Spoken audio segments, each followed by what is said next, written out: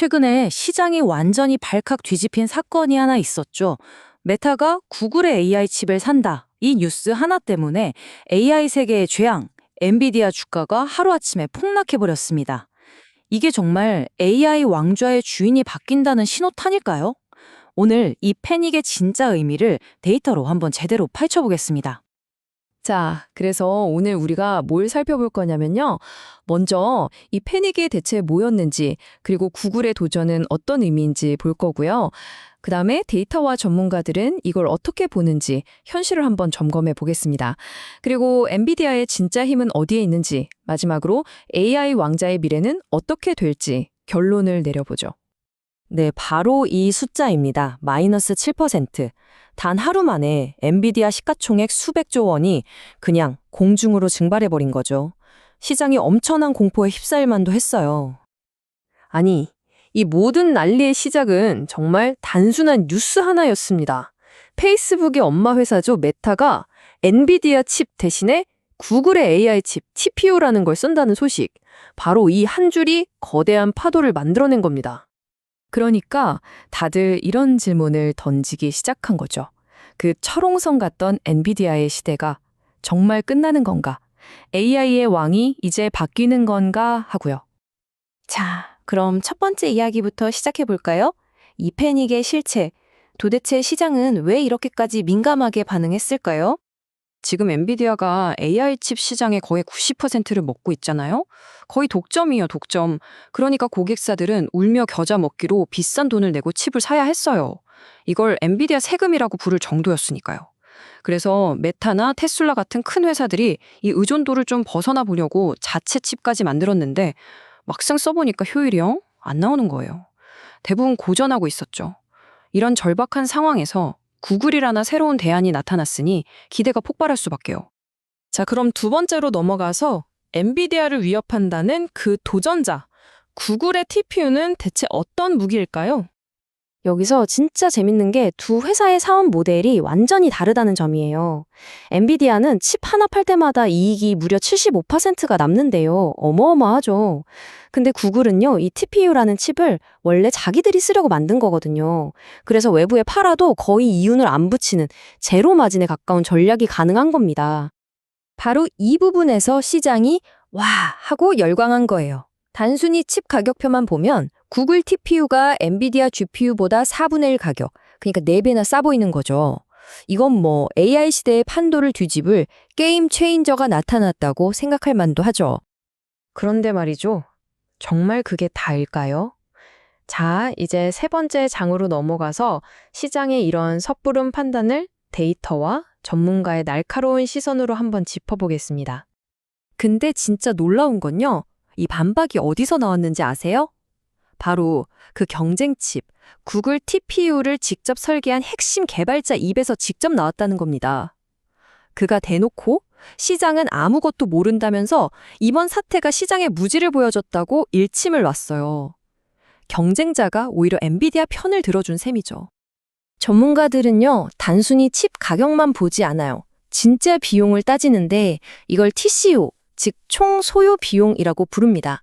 이건 칩 사는 값뿐만 아니라 그걸 실제로 돌리면서 드는 전기세, 유지 보수 비용, 그리고 가장 중요한 성능까지 싹 다 계산한 진짜 가성비 지표인 거죠.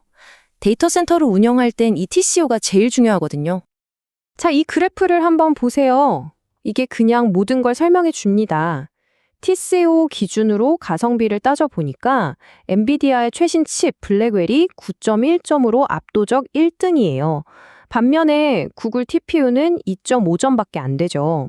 그러니까 칩 가격 자체는 비싸도 그 가격을 훨씬 뛰어넘는 성능과 효율을 내주기 때문에 결과적으로는 엔비디아가 훨씬 더 싼 선택지가 된다는 이야기입니다. 세부 스펙을 뜯어보면 이 차이가 더 확실해져요. 메모리는 거의 9배, 데이터 처리 속도인 대역폭은 5배, 그리고 제일 중요한 AI 연산 성능은 최소 10배 이상 차이가 나요. 이게 비유하자면요, 그냥 경차랑 F1 머신이랑 경주시키는 거나 마찬가지예요. 말이 안 되죠? 자, 네 번째 이야기로 넘어가겠습니다. 근데요, 엔비디아의 진짜 무서운 점은 칩 성능 그 이상에 있습니다. 바로 거대한 생태계죠. 핵심은 이거예요, 여러분. 요즘 AI는 칩 하나로 돌리는 게 아니거든요. 수만 개 칩을 마치 하나의 거대한 뇌처럼 묶어서 써야 해요. 바로 이 연결하는 기술. 이게 바로 엔비디아의 아무도 넘볼 수 없는 성벽, 즉 해자입니다. 엔비디아가 이걸 어떻게 하냐면 크게 세 단계로 나눠서 해요. 먼저 NVLink라는 기술로 서버 안에 있는 칩들을 꽉 묶어주고, 그 다음 인피니밴드로 여러 서버들을 하나로 연결하죠. 그리고 마지막으로 스펙트럼 X라는 기술로 데이터 센터 전체를 그냥 거대한 컴퓨터 한 대로 만들어버립니다. 이 통합된 연결 기술이 경쟁사들은 도저히 흉내낼 수 없는 핵심인 거죠. 결국 이 모든 게 합쳐져서 다른 회사들은 도저히 따라올 수 없는 거대한 성벽, 성능의 해자를 만들어버리는 겁니다. 전문가들이 왜 엔비디아가 경쟁사들보다 항상 2, 3세대 앞서간다고 말하는지 이제 좀 이해가 되시죠? 자, 이제 마지막 결론으로 가보겠습니다. 지금까지 나온 분석들을 다 모아서 AI 왕자의 미래는 과연 어떻게 될지 최종 정리를 해보죠. 한 가지 확실한 건 엔비디아의 90% 독점은 깨질 거라는 겁니다. 역사적으로 이렇게 돈이 되는 황금 시장을 경쟁자들이 가만히 놔둔 적이 없거든요. 근데 여기서 진짜 중요한 포인트가 있어요. 점유율이 60%로 좀 떨어지는 게 문제가 아니라는 거예요. 왜냐면 AI 시장 파이 자체가 매년 50%씩 말도 안 되게 커지고 있거든요. 그러니까 더 커진 파이의 60%를 먹는 거라서 엔비디아의 성장은 계속될 수밖에 없는 구조입니다. 그리고 이번 패닉 사태가 정말 재미있는, 어떻게 보면 좀 역설적인 상황을 만들었어요. 바로 주식 가치 평가인데요.